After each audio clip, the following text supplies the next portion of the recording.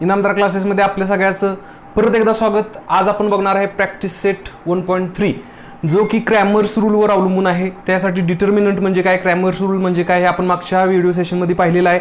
जर आपण तो व्हिडिओ पाहिला नसेल तर कृपया तो सगळ्यांनी पहा. आता बघा पहिला question, fill in the blanks with correct numbers. Determinant दिलेला आहे बघा 3 2 4 5 is equal to 3 into dash dash minus dash dash into 4 is equal to dash dash minus 8 is equal to dash dash. तर बघा आपण सांगितलं होतं कसं सोडवायचं डिटर्मिनंट. डिटर्मिनंटची व्हॅल्यू कशी काढायची. कसा असतो तिरकस गुणाकार. 3 गुणिले काय होणार आहे रे, तिरकस गुणाकार 5 वजा 2 गुणिले 4 म्हणजे या ठिकाणी किती आलं 2 गुणिले 4. बघा कसा असतो गुणाकार, मध्ये वजा चिन्ह हा म्हणजे हा गुणिले हा वजा हा गुणिले हा. मग 5 त्रिक 15 15 वजा 8 7. तर हे असेल या डिटर्मिनंटचं उत्तर. पुढचा क्वेश्चन बघूया. बघा second question, find the values of the following determinants. पहिला डिटर्मिनंट दिलेला आहे -1 7 2 4. आता हे आपण सोडवत बसणार नाही सगळेचे सगळे एक्झाम्पल, हे सोडवूया आपण. हे फक्त काय करायचं ते स्टेप, फक्त पहिली स्टेप सांगतो. बघा ह्यांचा गुणाकार -1 गुणिले 4 वजा ह्यांचा गुणाकार 7 गुणिले 2. ह्याचं कॅल्क्युलेशन करून सोडवा आहे. आता या ठिकाणी ह्यांचा गुणाकार 5 गुणिले 0 वजा ह्यांचा गुणाकार 3 गुणिले 7. कॅल्क्युलेशन करून सोडवा. आता हे इथं फ्रॅक्शनमध्ये आहे त्यामुळे आपल्याला थोडंसं कन्फ्युजन वाटेल, परंतु काही नाही, खूप सोपं असतं. हीच स्टेप. ह्यांचा गुणाकार म्हणजे काय होणार आहे 7/3 गुणिले 1/2 वजा ह्यांचा गुणाकार 5/3 गुणिले 3/2. आता बघा गुणाकार अंशांचा गुणाकार छेदाछेदांचा गुणाकार म्हणजेच काय होणार आहे 7/6 वजा 5 त्रिक 15/6 इज इक्वल टू बघा 7/6. डायरेक्ट आता छेद समान आहेत, आपल्याला पुढची स्टेप काय छेद समान करण्याची करावीच लागणार नाही. छेद समान असली अंशांची वजाबाकी 7 वजा 15 वजा 8/6 इज इक्वल टू 2 बेत्रिक 6 वजा 4/3. हे असेल या प्रश्नाचं उत्तर. ओके, पुढचा प्रश्न बघूया. बघा क्वेश्चन 3 काय आहे, solve the following simultaneous equations using Cramer's rule. पहिलं दिलेलं आहे गणित बघा 3x वजा 4y बरोबर 10 आणि 4x अधिक 3y बरोबर 5. हे सायमल्टेनियस इक्वेशन्स आपल्याला क्रॅमर्सच्या रूलनं सोडवायचं आहे. बघा त्यासाठी आता पहिली स्टेप दिलेली दोन इक्वेशन लिहून घेऊया. 3x वजा 4y बरोबर 10 आणि 4x अधिक 3y बरोबर 5. आता आपल्याला ही क्रॅमर्स रूलनं सोडवायची असतात. त्यावेळेला सगळ्यात महत्त्वाची ax plus by is equal to c या फॉर्ममध्ये दिलेली इक्वेशन्स आहेत का हे बघायचं. जर नसतील तर कॉन्स्टंट RHS ला घ्यायचा आणि मगच क्रॅमर्स रूलनुसार इक्वेशन्स ती सोडवायची. तर ऑलरेडी इथं दिलेली आहेत म्हणजे आपण डायरेक्ट आता सोडवण्यास काय हरकत नाही. नाव आता काय करायचं आहे, मी मागच्याच लेक्चरमध्ये एक एक्झाम्पल सोडून दिलं होतं क्रॅमर्स रूलनं कसं सोडवायचं एक्झाम्पल. पहिल्यांदा d ची किंमत काढायची, त्यानंतर dx ची, त्यानंतर dy ची आणि मग फॉर्म्युला वापरायचा x is equal to dx by d आणि y is equal to dy by d. तर आता पहिल्यांदा d ची किंमत काढूया. d is equal to d काढताना x आणि y चे कोइफिशियंट्स हा आपला पहिला रो असेल. x चा कोइफिशियंट आहे 3 आणि y चा आहे वजा 4 आणि खालच्या रूममध्ये दुसऱ्या इक्वेशनचे कोइफिशियंट्स घेऊया. x चा आहे 4 आणि y चा आहे 3. आता ह्या डिटर्मिनंटची व्हॅल्यू काढूया. कशी काढणार 3 गुणिले 3 वजा ह्यांचा गुणाकार वजा 4 गुणिले 4 किती झालं 9 वजा वजा 16 भिन्न चिन्ह वजाच येणार गुणाकार. आता कंसाच्या बाहेर वजा चिन्ह, ब्रॅकेट सोडवताना आतलं चिन्ह बदलणार, वजा वजा अधिक 9 अधिक 16 बरोबर 25. ही झाली आपली डी ची व्हॅल्यू. आता डी एक्स ची व्हॅल्यू काढूया. डी एक्स ची व्हॅल्यू काढताना काय काय सांगितलं होतं मागच्या लेक्चरमध्ये, एक्स कोइफिशियंट कॉन्स्टंटच्या ऐवजी कॉन्स्टंट घ्यायचा. वाय कोइफिशियंट तसाच ठेवायचा, एक्स कोइफिशियंटच्या ऐवजी कॉन्स्टंट घ्यायचा. म्हणजे काय होणार, पहिला रो 10 आणि वजा 4 आणि दुसरा रो काय होणार, एक्सच्या कोइफिशियंटच्या ऐवजी कॉन्स्टंट 5 आणि 3. मग डी एक्स सोडूया आपण आता. 10 गुणिले 3 वजा 4 गुणिले 5 दैत्रिक 30 वजा 4 पंचे 20. भिन्न चिन्हांचा गुणाकार नेहमी वजा, ब्रॅकेट सोडवताना आतलं चिन्ह बदलणार. 30 अधिक 20 50. आता डी वाय काढूया आपण.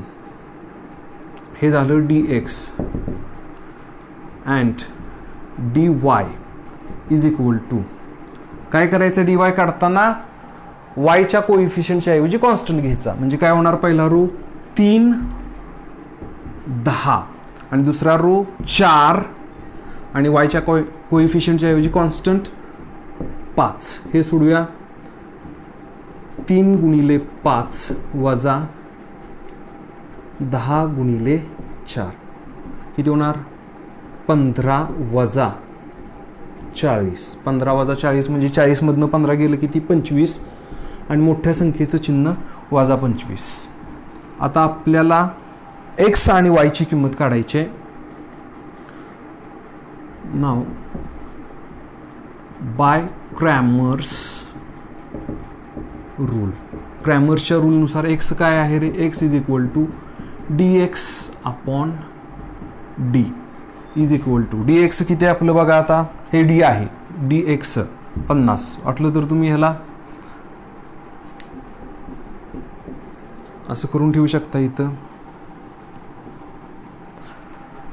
डी एक्स 50 भागिले डी 25 म्हणजेच किती आलं, X is equal to 2 and Y is equal to D Y upon D.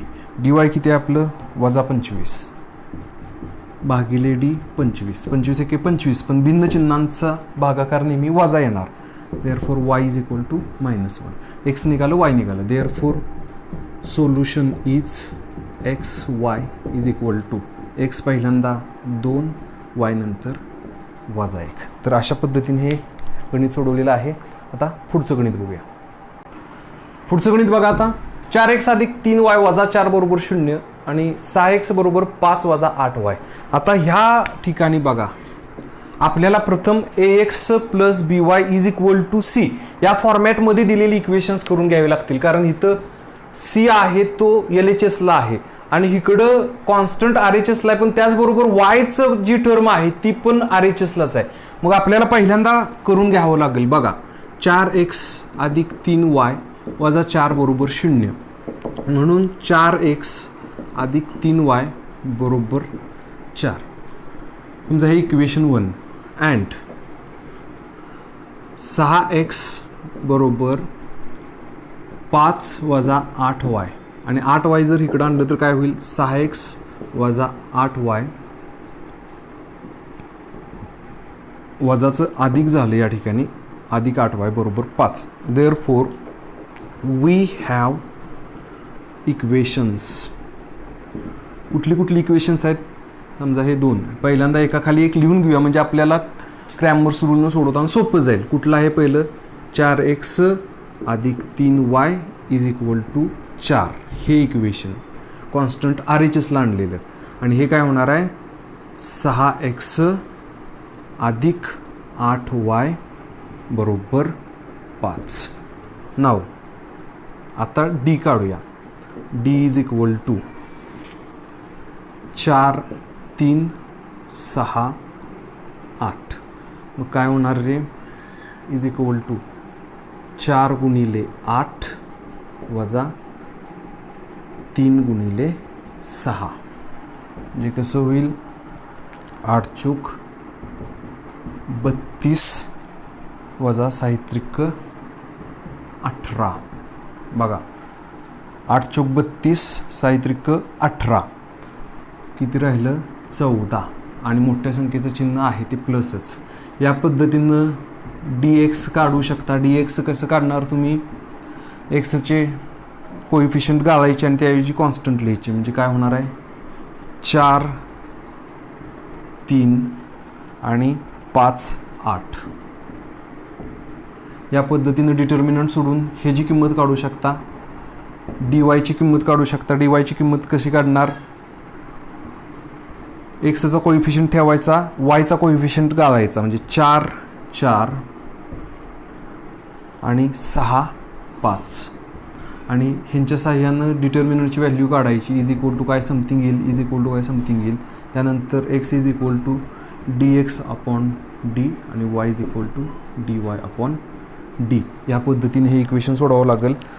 घेण्याचं कारण काय होतं हे गणित, तर हे आपल्याला ह्या फॉर्ममध्ये गणित घ्यावं लागेल सोडवताना आणि मग सोडवावं लागेल. आणि हे पण आपल्याला ह्या फॉर्ममध्ये घ्यावं लागेल आणि मग सोडवावं लागेल. मगच तुम्ही dx आणि dy काढू शकता. ओके, पुढची गणितं पाहूया. आता मी डायरेक्ट बघा 3 4 5 एकदम 3 एक्झाम्पल्स घेतलेले आहेत. आपण एकदम फास्टमध्ये सांगणार आहे. मी पूर्ण डिटेलमध्ये नाही सोडून देणार तुम्हाला. dx आणि dy सांगणार आहे फक्त या ठिकाणी. बघा या ठिकाणी काय होणार आहे, d इज इक्वल टू एक्सचा कोइफिशियंट काही नाही, जिसका कोई नहीं होता उसका 1 होता है. 1 2 2 आणि वजा 3. हा सोडवा. काय येते बघा, dx इज इक्वल टू एक्सच्या कोइफिशियंटच्या ऐवजी कॉन्स्टंट वजा 1 2 2च्या ऐवजी 12 आणि वजा 3. काय येते बघा, dy बरोबर वायच्या कोइफिशियंटच्या ऐवजी आता आपल्याला कॉन्स्टंट घ्यायचा 1 वजा 1 2 आणि 12. यांचं काय उत्तर येते ते बघा. आणि x is equal to dx upon D, y is equal to dy upon D. या ठिकाणी बघा आता डी काय येणार आहे 6 आणि वजा 4 6 वजा 4 8 वजा 3 इज इक्वल टू काय येईल ते dx इज इक्वल टू बघा एक्सच्या कोइफिशियंटच्या ऐवजी कॉन्स्टंट वजा 12 वजा 4 वजा 2 वजा 3 काय येईल ते dy इज इक्वल टू वायच्या कोइफिशियंटच्या ऐवजी कॉन्स्टंट म्हणजेच 6 वजा 12 8 आणि वजा 2 काय असेल ती किंमत. बाय क्रॅमर्स रूल काय होणार आहे X is equal to dx upon D आणि y is equal to dy upon D. आणि शेवटचं बघा 5वं d इज इक्वल टू 4 6 3 आणि 2 याची व्हॅल्यू काय असेल ती dx इज इक्वल टू एक्सच्या कोइफिशियंटच्या ऐवजी कॉन्स्टंट 54 6 28 आणि 2 काय असेल ते dy इज इक्वल टू 4 54 3 आणि 28 काय असेल ते. आणि ह्याच्यावरनं एक्स आणि वाय काढू शकता. आता या ठिकाणी तुम्हाला एक गोष्ट मला सांगायची आहे. आता कॅल्क्युलेशन्स थोडीशी मोठी होते, 54 28 आल्यामुळे गुणाकार थोडेसे मोठे होत आहेत. परंतु या ठिकाणी तुम्ही एक करू शकता. काय करू शकताय बघा 4 6 आणि 54 ह्या सगळ्यांना 2 न भाग जातोय. म्हणजे तुम्ही या सगळ्यांच्यातनं 2 कॉमन काढू शकता. म्हणजे तुमचं इक्वेशन काय होऊ शकेल तर समजा 2 न भागलं डिवाइड केलं ह्या इक्वेशनला तर या ठिकाणी 2m plus 3n is equal to 28 हे इक्वेशन येऊ शकतं. आणि तुमचे कोइफिशियंट कमी होतील आणि मग तुमची कॅल्क्युलेशन करताना जे मल्टिप्लिकेशन आहे ते कमीमध्ये येईल आणि मग तुम्हाला थोडंसं सोपं जाईल हे गणित सोडवताना. म्हणजे जर तुम्हाला कॉमन काढता येत असेल तर तुम्ही कॉमन पण काढू शकता. या ठिकाणी सुद्धा तुम्ही कॉमन काढू शकता बघा 6x वजा 4y वजा 12 या ठिकाणी सुद्धा तुमचा 2 कॉमन निघू शकतो. मग 3x वजा 2y बरोबर वजा 6. म्हणजे कॅल्क्युलेशन जर तुम्हाला कमी करायचे असतील तर तुम्ही कॉमन काढून सुद्धा देखील तुम्ही सोडवू शकता. तर ठीक आहे, आता शेवटचं एक एक्झाम्पल आहे ते थोडंसं फ्रॅक्शनमध्ये ते आपण सोडवावं. हे आहे शेवटचं एक्झाम्पल 2x अधिक 3y बरोबर 2 आणि x वजा y/2 इज इक्वल टू 1/2. हे तुम्हाला सोडवायला सांगितलं होतं मी खरं, पण ठीक आहे पण फ्रॅक्शनमध्ये आहे आपण सोडूयाच हे एक्झाम्पल. बघा दिलेली इक्वेशन आहे अशी लिहून घ्यायची पहिल्यांदा. मी आता काही लिहून घेत नाही, डायरेक्टच सोडवतो. नाव d इज इक्वल टू 2 3 आणि 1 काही नाही म्हणजे 1, इथं पण काही नाही म्हणजे 1 वजा 1/2. वजा 1/2 का, तर वायचा कोइफिशियंट किती आहे 1 आणि त्याचा डिनॉमिनेटर 2 आहे, म्हणून वजा 1/2. म्हणजेच कसं आहे बघा, वजा y/2 म्हणजेच काय आहे रे, वजा 1/2 y. इथे अंशांचा गुणाकार केल्यावर वजा y/2. मग हे तुम्हाला समजलं पाहिजे की ह्याचा कोइफिशियंट किती, आणि म्हणून आपण हे सोडूया. बघा आता डी काढूया आपण. पहिल्यांदा ह्यांचा गुणाकार 2 गुणिले वजा 1/2 वजा 3 गुणिले 1. आता ह्याला हे कॅन्सल झालं म्हणजे काय, वजा 1 वजा 3 इज इक्वल टू समान चिन्ह असल्यामुळे बेरीज आणि आहे तेच चिन्ह वजा 4. dx इज इक्वल टू एक्सच्या कोइफिशियंटच्या ऐवजी कॉन्स्टंट म्हणजेच काय 2 3. आता कॉन्स्टंट आणि हा सेमच आहे त्यामुळे काय सेम नंबर आला आपल्याला, आणि इथं काय येणार 1/2 आणि इथं वजा 1/2. आता हे सोडूया आपण. ह्यांचा गुणाकार इज इक्वल टू 2 गुणिले वजा 1/2 वजा 3 गुणिले 1/2. आता ठीक आहे, आता हे कॅन्सल नको करायला, कारण इथं पण आपल्याला 2 आहे. का कॅन्सल करत नाही तुमच्या लक्षात येईल. 2 अंशांचा गुणाकार करा, वजा 2/2 वजा 3 × 3 3/2. कारण जर हे मी कॅन्सल केलं असतं तर परत मला लसावी काढावा लागला असता छेदांचा आणि परत वजाबाकी करावी लागली असते. आता ऑलरेडी या ठिकाणी आपले आता छेद समान असल्यामुळे डायरेक्ट आपण वर डायरेक्ट वजाबाकी करू शकतो. इथं जर मी 1 घेतलं असतं तर परत मला परत लसावी काढा, परत गुणाकार करा, हे सगळं करावं लागलं असतं. म्हणून मी इथं कॅन्सल केलेलं नाही. यांची वजाबाकी आली वजा 5/2 वजा 5 समान चिन्ह बेरीज आहे तेच चिन्ह. And dy is equal to वायच्या कोइफिशियंटच्या ऐवजी कॉन्स्टंट 2 2 1 आणि 1/2. मग कसं होते बघा, ह्यांचा गुणाकार 2 गुणिले 1/2 वजा 2 गुणिले 1. इथं आता 1 ह्यांचं कॅन्सल केला, 1 वजा 2 इथं आलं वजा 1. आणि आता आपण by Cramer's rule x is equal to dx भागिले d. dx किती आहे बघा आपलं,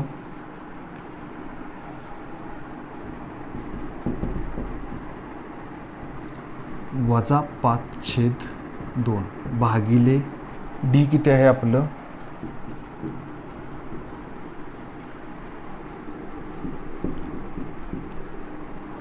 4 वजा 4.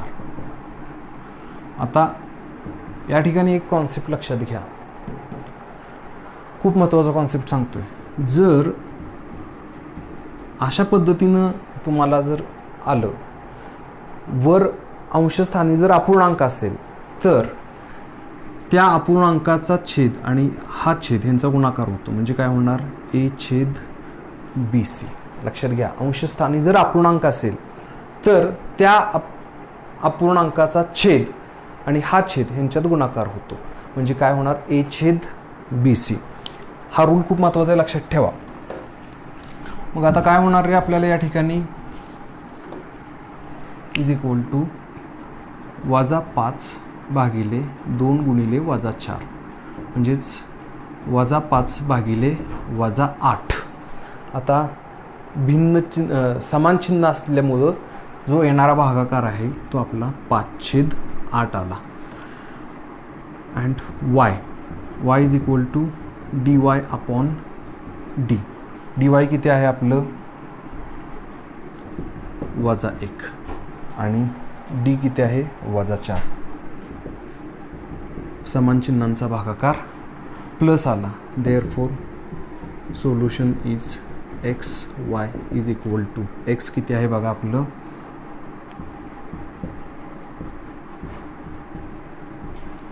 5/8 आणि वाय आहे 1/4. तर अशा पद्धतीनं हे आपण सोडवलेलं आहे फ्रॅक्शनमधलं. गोंधळून जायचं नाही, व्यवस्थित फक्त बेसिक क्रिया ज्या आहेत त्या करायच्या, गुणाकार भागाकाराच्या किंवा बेरजीच्या किंवा वजाबाकीच्या, आणि मग आपण उत्तरापर्यंत येऊन पोचतो. तर ठीक आहे, जी आपण एक्झाम्पल तुम्हाला सोडवायला सांगितलेली आहेत ती तुम्ही घरी सोडवा.